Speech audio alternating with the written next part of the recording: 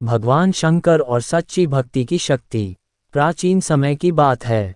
एक छोटे से गांव में एक गरीब ग्वाला रहता था जिसका नाम गंगू था। गंगू बड़ा ही भोला भाला और भगवान शिव का अनन्य भक्त था। वह रोज नदी किनारे जाकर शिवलिंग पर जल चढ़ाता और ओम नमः शिवाय का जाप करता था। गंगू के पास धन संपत्ति तो नहीं थी, लेकिन उसका हृदय भक्तिभाव से भरा हुआ था। वह शिवलिंग पर जल चढ़ाने के बाद भगवान से कुछ नहीं मांगता था, केवल उनसे प्रेम करता और उनका गुणगान करता। गांव के अन्य लोग उसकी भक्ति का उपहास उड़ाते और कहते, तू रोज शिवजी की पूजा करता है, लेकिन तेरी गरीबी तो दूर नहीं हुई।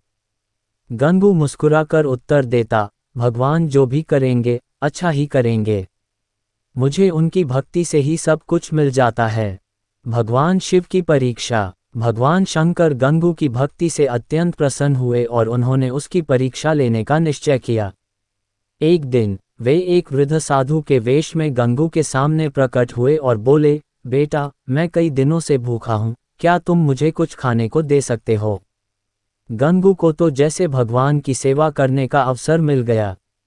उसने बिना सोचे समझे अपनी थैली में रखा अंतिम रोटा उस साधु को दे दिया और हंसते हुए बोला, महात्मन, मैं तो केवल यही दे सकता हूँ, कृपया इसे स्वीकार करें।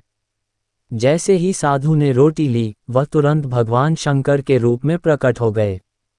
गंगू ये देखकर भाव विभोर हो गया और उनके चरणों में गिर पड़ा।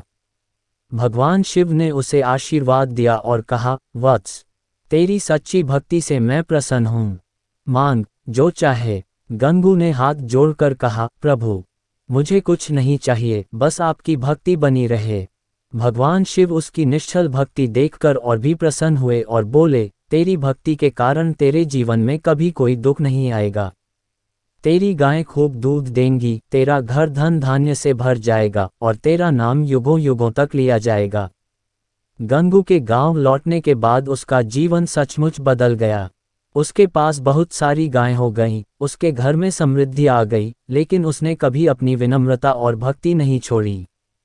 शिक्षा। भगवान शंकर सच्चे भक्त की परीक्षा लेते हैं, लेकिन जो उनकी भक्ति में लीन रहता है, उसे कभी किसी चीज की कमी नहीं रहती।